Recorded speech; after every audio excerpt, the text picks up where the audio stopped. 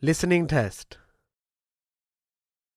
You will hear a number of different recordings and you will have to answer questions on what you hear. You will have time to read the instructions and questions and you will be given time to check your work. All the recordings will be played once only. The test is in 4 parts. Now turn to part 1. You will hear a woman phoning to ask about a summer cycling camp for her young son, who is called Charlie. First, you have some time to look at questions 1 to 5.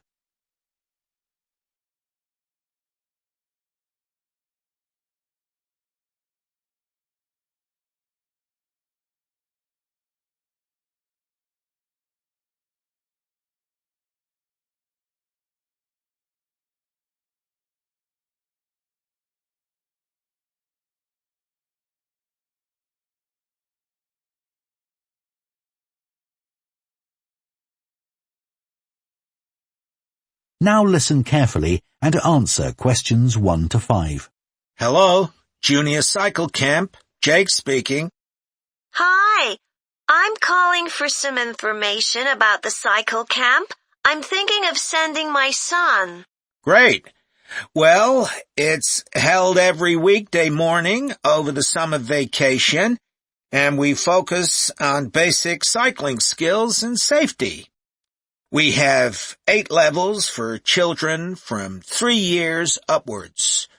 How old's your son? Charlie, he's 7.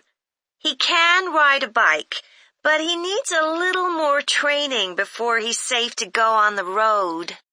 He'd probably be best in level 5.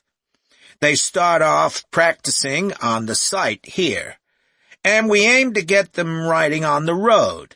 But first, they're taken to ride in the park, away from the traffic. Right. And can you tell me a bit about the instructors? Well, all our staff wear different colored shirts. So we have 3 supervisors, and they have red shirts. They support the instructors, and they also stand in for me if I'm not around. Then the instructors themselves are in blue shirts, and one of these is responsible for each class. Okay. In order to be accepted, all our instructors have to submit a reference from someone who's seen them work with children. Like if they've worked as a babysitter, for example. Then they have to complete our training course, including how to do lesson plans and generally care for the well-being of the kids in their class. They do a great job, I have to say. Right. And tell me a bit about the classes. What size will Charlie's class be? We have a limit of 8 children in each class, so their instructor really gets to know them well. They're out riding most of the time, but they have quiet times too, where their instructor might tell them a story that's got something to do with cycling, or get them to play a game together. It's a lot of fun. It must be. Now, what happens if there's rain? Do the classes still run? Oh, yes. We don't let that put us off. We just put on our waterproofs and keep cycling. Before you hear the rest of the conversation, you have some time to look at questions 6 to 10.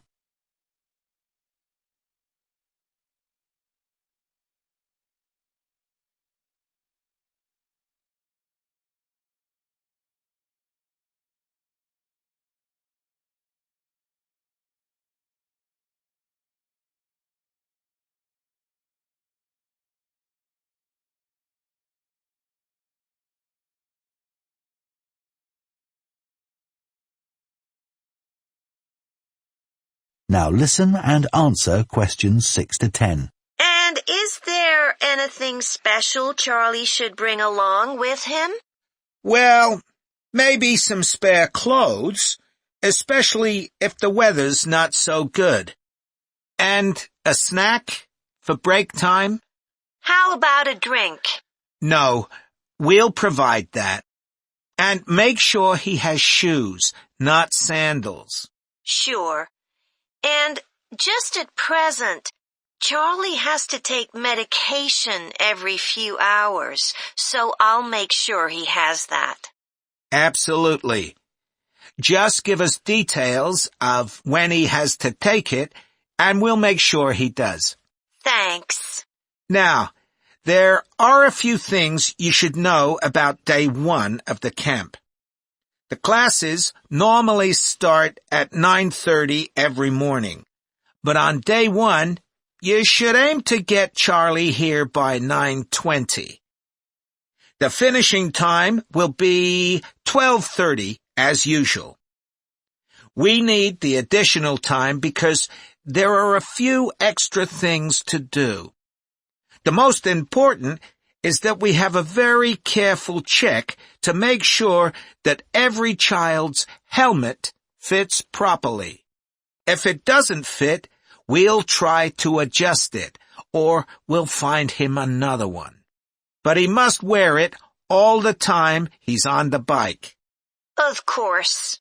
Then, after that, all the instructors will be waiting to meet their classes, and they'll meet up in the tent.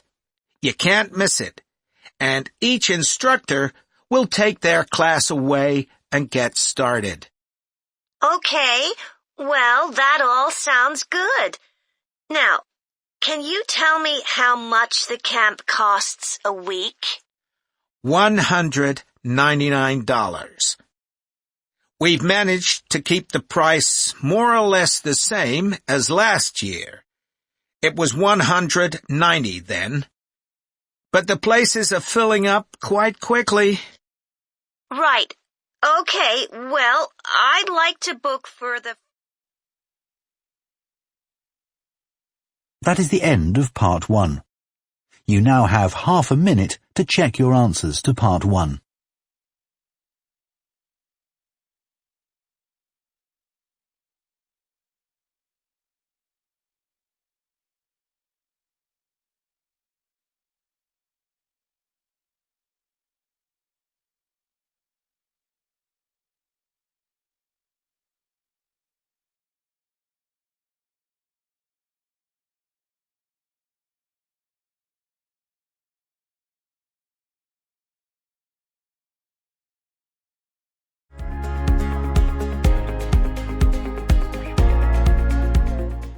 Part 2.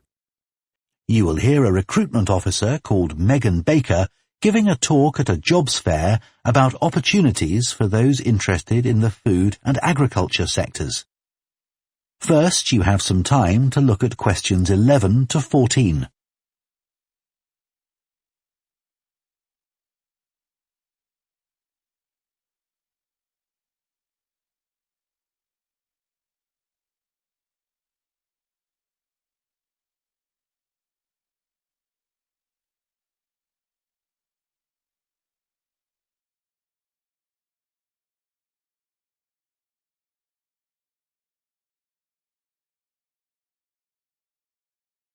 Now listen carefully and answer questions 11 to 14. Hello everyone. My name's Megan Baker and I'm a recruitment consultant at AVT Recruitment Specialists. Now, our company specialises in positions that involve working in the agriculture and horticulture sectors. So that's fresh food production, garden and park maintenance and so on. And these sectors do provide some very special career opportunities. For a start, they often offer opportunities for those who don't want to be stuck with a 40-hour week, but need to juggle work with other responsibilities, such as childcare. And this is very important for many of our recruits. Some people like working in a rural setting, surrounded by plants and trees instead of buildings, although we can't guarantee that. But there are certainly health benefits, especially in jobs where you're not sitting all day looking at a screen, a big plus for many people. Salaries can sometimes be good too, although there's a lot of variety here. And you may have the opportunity in some types of jobs for travel overseas, although that obviously depends on the job, and not everyone is keen to do it. Of course, working outdoors does have its challenges. It's fine in summer, but can be extremely unpleasant when it's cold and windy. You may need to be pretty fit for some jobs, though with modern technology, that's not as important as it once was. And standards of health and safety are much higher now than they used to be, so there are fewer work-related accidents. But if you like a lively city environment surrounded by lots of people, these jobs are probably not for you. They're often in pretty remote areas. And some people worry about finding a suitable place to live, but in our experience, this usually turns out fine. Before you hear the rest of the talk, you have some time to look at questions 15 to 20.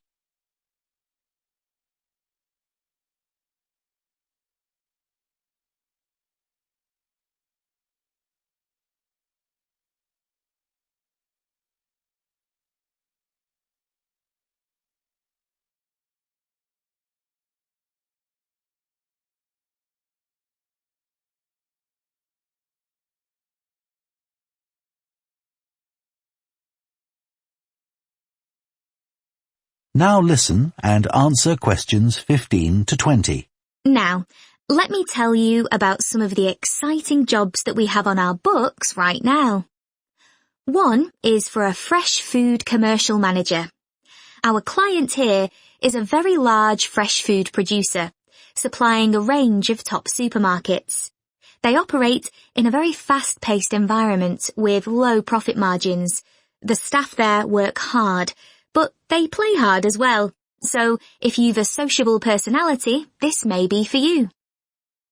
We have an exciting post as an agronomist, advising farmers on issues such as crop nutrition, protection against pests, and the latest legislation on farming and agricultural practices.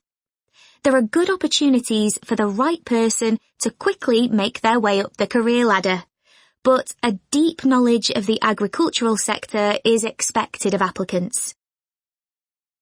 A leading supermarket is looking for a fresh produce buyer who is available for a 12-month maternity cover contract. You need to have experience in administration, planning and buying in the fresh produce industry, and in return will receive a very competitive salary. We have also received a request for a sales manager for a chain of garden centres. You will be visiting centres in the region to ensure their high levels of customer service are maintained. This post is only suitable for someone who is prepared to live in the region. There is also a vacancy for a tree technician to carry out tree cutting, forestry and conservation work. Candidates must have a clean driving licence and have training in safety procedures. A year's experience would be preferred, but the company might be prepared to consider someone who has just completed an appropriate training course. Finally, we have a position for a farm worker. This will involve a wide range of farm duties, including crop sowing and harvesting, machine maintenance, and animal care. Perks of the job include the possibility of renting a small cottage on the estate and the chance to earn a competitive salary. A driving licence and tractor driving experience are essential. That is the end of part 2. You now have half a minute to check your answers to part 2.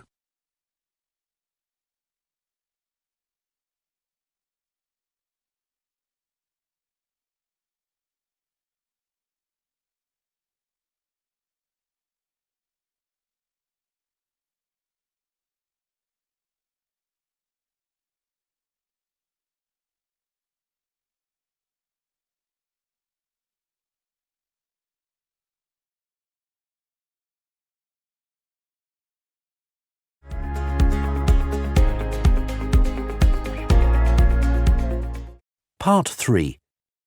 You will hear two food science students called Adam and Rosie starting to plan their presentation on diet and obesity.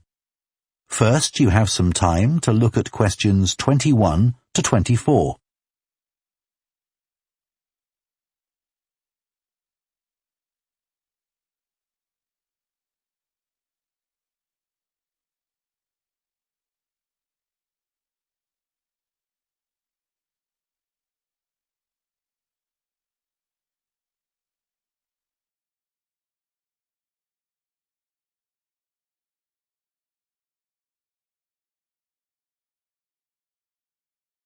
Now listen carefully and answer questions 21 to 24. Okay, Rosie, shall we try to get some ideas together for our presentation on diet and obesity? Sure. I can talk about the experiment I did to see if people can tell the difference between real sugar and artificial sweeteners. Where you gave people drinks with either sugar or artificial sweeteners, and they had to say which they thought it was? Yeah, it took me ages to decide exactly how I'd organise it, especially how I could make sure that people didn't know which drink I was giving them. It was hard to keep track of it all, especially as I had so many people doing it. I had to make sure I kept a proper record of what each person had had. So, could most people tell the difference? Yeah, I hadn't thought that they would be able to, but most people could. Then there's that experiment I did, measuring the fat content of nuts, to see if the nutritional information given on the packet was accurate. The one where you ground up the nuts and mixed them with a chemical to absorb the fat? Yes. My results were a bit problematic. The fat content for that type of nut seemed much lower than it said on the package. But I reckon the package information was right. I think I should probably have ground up the nuts more than I did. It's possible that the scales for weighing the fat weren't accurate enough too. I'd really like to try the experiment again sometime. Before you hear the rest of the discussion, you have some time to look at questions 25 to 30.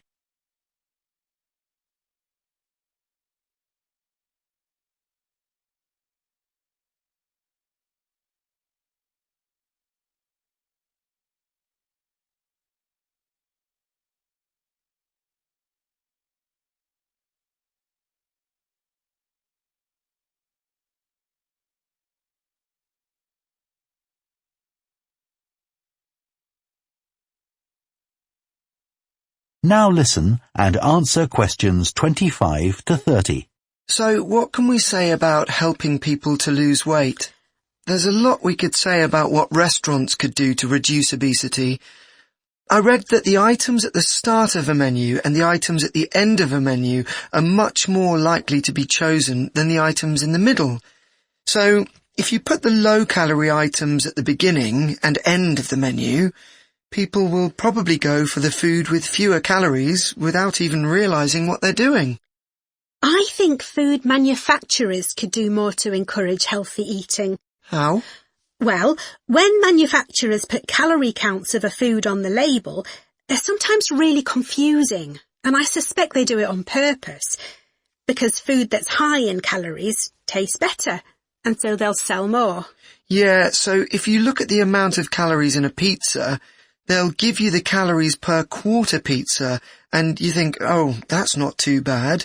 But who's going to eat a quarter pizza? Exactly. I suppose another approach to this problem is to get people to exercise more. Right. In England, the current guidelines offer at least 30 minutes of brisk walking 5 days a week. Now, when you ask them, about 40% of men and 30% of women say they do this. But when you objectively measure the amount of walking they do with motion sensors, you find that only 6% of men and 4% of women do the recommended amount of exercise. So you can see why obesity is growing. So how can people be encouraged to take more exercise? Well, for example, think of the location of stairs in a train station. If people reach the stairs before they reach the escalator when they're leaving the station, they're more likely to take the stairs. And if you increase the width of the stairs, you'll get more people using them at the same time. It's an unconscious process and influenced by minor modifications in their environment. Right.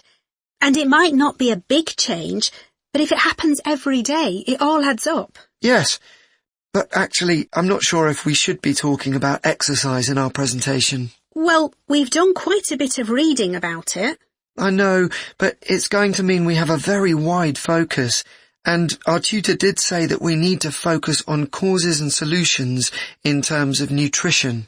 Oh, I suppose so. And we've got plenty of information about that. OK, well, that will be simpler. So, what shall we do now? We've still got half an hour before our next lecture.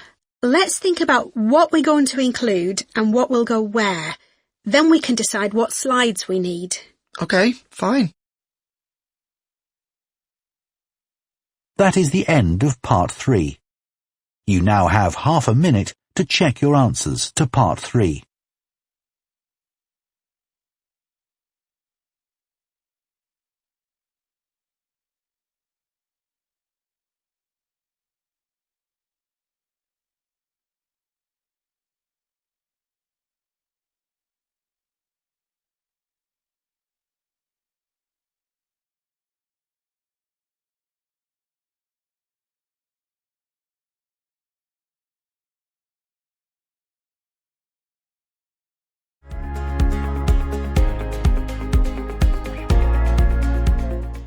Part 4. You will hear a lecturer on a fashion design course introducing the subject of hand knitting, which involves making things like woolen jumpers and scarves. First, you have some time to look at questions 31 to 40.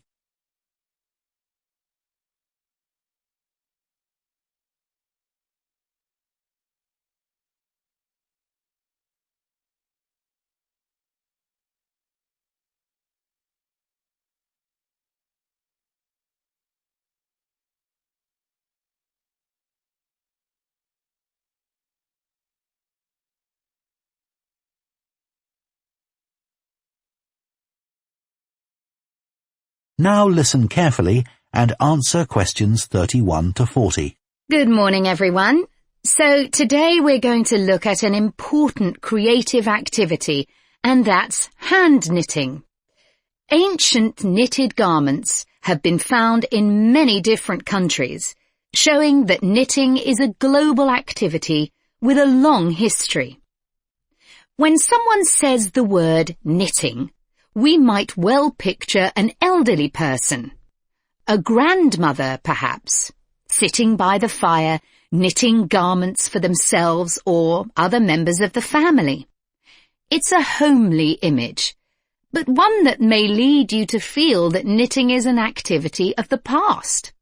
And indeed, during the previous decade, it was one of the skills that was predicted to vanish from everyday life. For although humans have sewn and knitted their own clothing for a very long time, many of these craft-based skills went into decline when industrial machines took over, mainly because they were no longer passed down from one generation to another. However, that's all changing, and interest in knitting classes, in many countries, is actually rising, as more and more people are seeking formal instruction in the skill. With that trend, we're also seeing an increase in the sales figures for knitting equipment. So, why do people want to be taught to knit at a time when a machine can readily do the job for them? The answer is that knitting, as a handicraft, has numerous benefits for those doing it. Let's consider what some of these might be. While many people knitted garments in the past because they couldn't afford to buy clothes, it's still true today that knitting can be helpful if you're experiencing economic hardship. If you have several children who all need warm winter clothes, knitting may save you a lot of money. and the results of knitting your own clothes can be very rewarding, even though the skills you need to get going are really quite basic, and the financial outlay is minimal. But the more significant benefits in today's world are to do with well-being. In a world where it's estimated that we spend up to 9 hours a day online, doing something with our hands that is craft-based makes us feel good. It releases us from the stress of a technological, fast-paced life.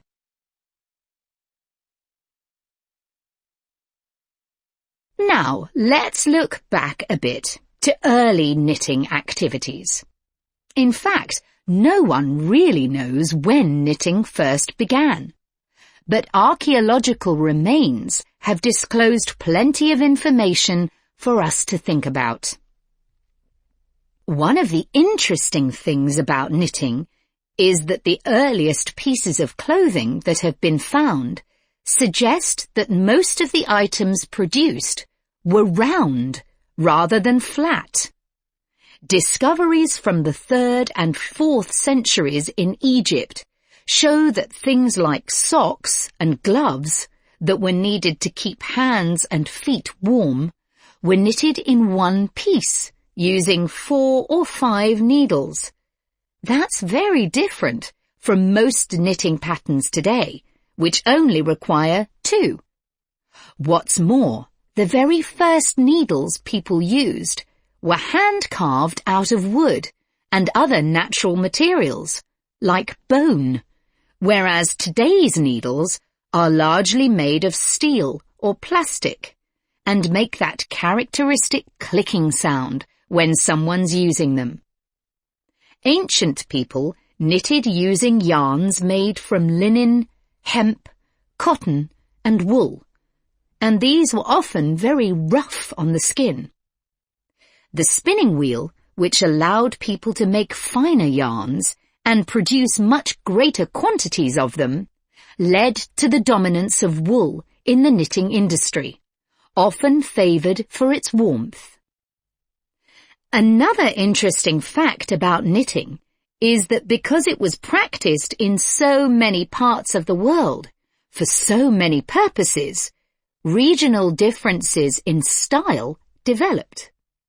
This visual identity has allowed researchers to match bits of knitted clothing that have been unearthed over time to the region from which the wearer came, or the job that he or she did. As I've mentioned, knitting offered people from poor communities a way of making extra money while doing other tasks. For many centuries, it seems, men, women, and children took every opportunity to knit, for example, while watching over sheep, walking to market, or riding in boats. So, let's move on to take... That is the end of part 4. You now have half a minute to check your answers.